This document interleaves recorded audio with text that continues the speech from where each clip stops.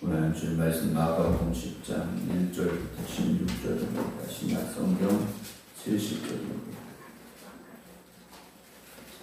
마가복음 10장 1절부터 16절.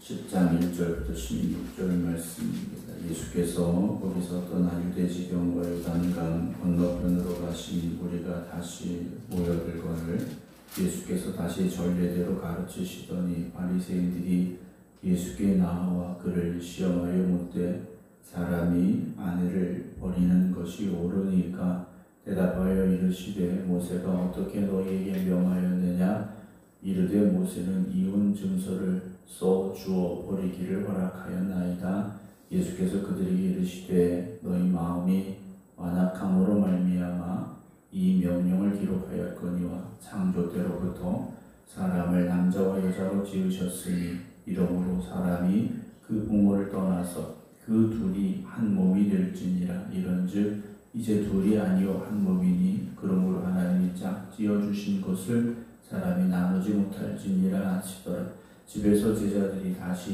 이 일을 물으니 이르시되 누구든지 그 아내를 버리고 다른 데 장가드는 자는 본처에게 간음을 행하며 또 아내가 남편을 버리고 다른 데로 시집가면 간음을 행함이니라.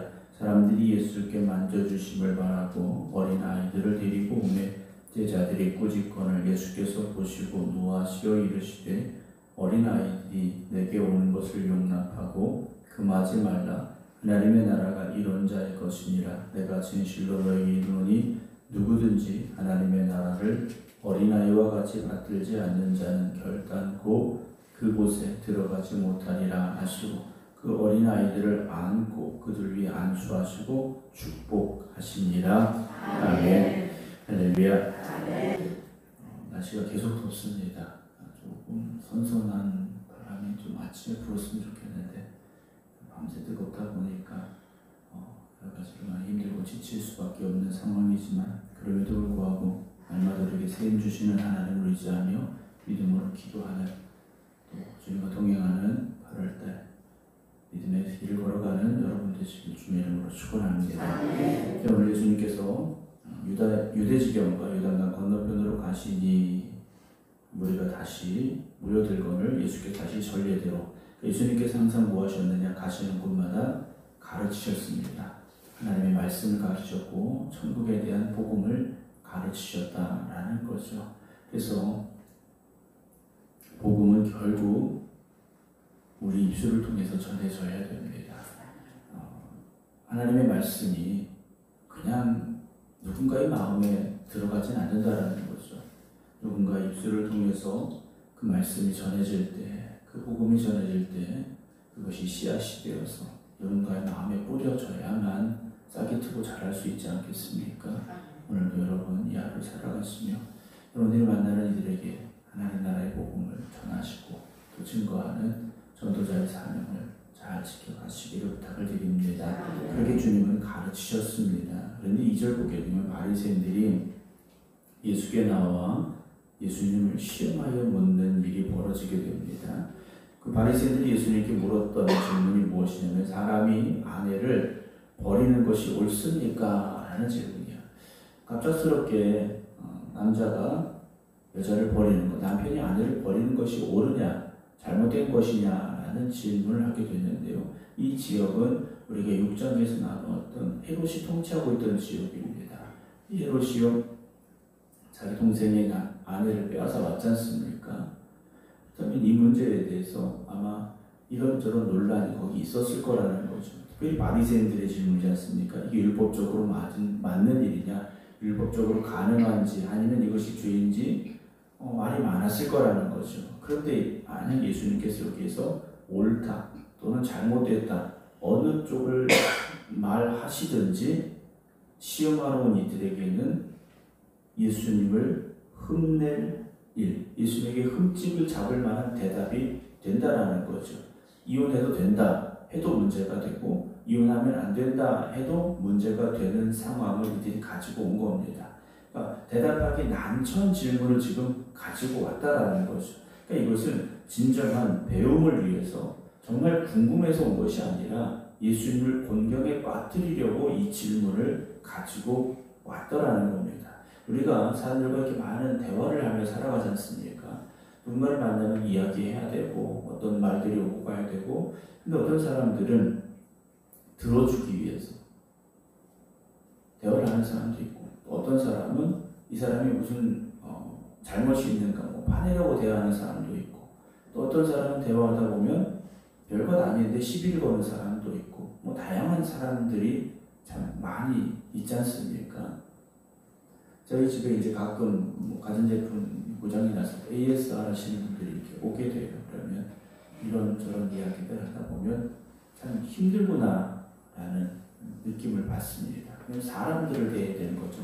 기계가 고장이 났다고 해서 가서 기계만 고치는 것이 아니라 그 기계를 사용하고 있던 사람들과 이야기를 또 해야 되고 마주해야 되기 때문에 이런저런 고충들이 좀 있겠다라는 생각이 들 때가 있습니다. 오늘 바리새인들 역시 예수님께 나와서 예수님 말씀을 구한 것이 아니라 시험하러 나왔다라고 되어 있습니다. 그래서 주님께서 다시 질문을 하셔요. 모세가 어떻게 너희에게 명하였느냐? 라는 또 다른 질문을 그들에게 던지시게 되죠. 이미 헤롯을 향하여 비난했던 그 잘못을 지적했던 세리와는 목베임을 당해 죽은 상황이지 않습니까? 예수님께서는 바리새인들에게 그들이 목숨같이 여기는 모세 율법에 대해서 물어보셨습니다. 모세는 율법에 뭐라고 말했느냐? 너에게 모세가 준 율법에 뭐라고 되어 있느냐? 했더니 이들의 대답이 4절 모세는 이혼 증서를 써주어 버리기를 허락하였나이다. 그래요. 모세가 말한 이혼 증서를 써주라는 건 남편이 여자를 버려도 된다라는 것, 남편이 아내를 버려도 된다라는 게 아닙니다. 이 당시 어떤 일들이 있었냐면 어떤 학파에서는 우리로 말하면 밥을 하는데 밥을 좀 잘 신경 써서 했어야 되는데 깜빡하고 밥을 태웠습니다. 그럼 어떻게 될까요? 밥을 다시 하면 되겠죠. 그런데 이혼 이러는 겁니다. 증서를 써주고 당신하고 못 살겠어. 이혼이야. 이렇게까지 이혼에 대해서 아주 쉽게 주장하는 학파들이 있었다라는 거죠. 주님께서는 말씀을 하시는 겁니다. 버리는 게 아니다라는 거죠. 모세가 말한 건 간단하게 나는 당신과 이제부터 이혼입니다 라고 증서를 써주고 쉽게 아내를 버리라는 이야기가 아닌데 이들은 아내를 버리는 것이다 라는 아주 가벼운 대답을 하고 있다라는 거죠. 예수님 말씀하십니다. 너희 마음이 완악함으로 말미암아 이 명령을 기록하였거니와. 모세 당시에도 그런 일들이 있었던 것 같습니다. 쉽게. 왜냐하면 그 당시의 여자들은, 과거의 여자들은 요즘 말하는 인권이 남자들보다 그렇게 대접받지 못했던, 인정받지 못했던 시기들이 있었기 때문에 여인들을 어떤 경우는 물건처럼 생각하고 쉽게 버려도 되는 그런 대상으로 보았던 시기들이 있었는데 모세는 그런 것들을 방지하려고 이혼 증서를 써주라 라는 이야기를 했는데 예수님께서 하신 말씀입니다. 6절 창조 때로부터 하나님이 창조하신 거지 않습니까? 사람을 남자와 여자로 지으셨으니 이러므로 사람이 그 부모를 떠나서 그 둘이 한 몸이 될지니라. 이런즉 이제 둘이 아니요 한 몸이 그러므로 하나님이 짝 지어 주신 것을 사람이 나누지 못할지니라. 하나님의 뜻은 마음에 들지 않는다고 이혼하라는 것이 아니었다라는 거죠. 그런데 이스라엘 백성들이 완악하기 때문에 모세가 이혼 증서를 써주고 이혼하여서 서로에게 자유를 줄 수 있는 또 다른 남자에게 장가 시집갈 수 있고 하는 이 일을 허락해 준 것이지 하나님께서 애초에 그렇게 창조 때부터 만드신 것이 아니다. 너희들이 하나님의 뜻을 알지 못하는구나 라고 지금 책망하고 계시다라는 겁니다. 그러면서 하신 말씀 뭡니까? 10절에 제자들이 이 일에 다시 물었어요. 11절, 12절에 누구든지 그 아내를 버리고 다른 데 장가드는 자는 본처에 간음을 행하며 또 아내가 남편을 버리고 다른 데로 시집가면 간음을 행한 것이다. 남자와 여자에게 똑같이 적용을 해서 지금 주님께서 말씀을 하고 계시다는 거죠. 가정을 지켜야 되고 남자와 여자가 결혼한 그 관계를 잘 지켜가는 것, 그것이 하나님이 정해주신 법이다라고 말씀을 하고 계십니다. 그런 상황에서 이제 사람들이 예수님께서 만져주심을 바라고 어린아이들을 데리고 왔어요. 근데 제자들이 꾸짖었습니다. 사람들이 어린아이들을 예수님께 데려온 이유는 예수님께서 그들을 만져주시기를, 안수해주시기를 바라고 데려왔는데 제자들이 꾸짖었습니다. 아마도 주님께서 피곤하셨다라고 그들은 생각을 했던 것 같아요. 그래서 주님께서 14절에 보시고 노하시어 이르시되 어린아이들이 내게 온 것을 용납하고 금하지 말라 그러시고, 어린아이들이 내게 오는데 너희들이 왜 그걸 가로막느냐 하십니다. 금하지 말라 그러셔요. 하나님의 나라가 이런 자의 것이다 라고 말씀하셔요. 어린아이와 같은 자.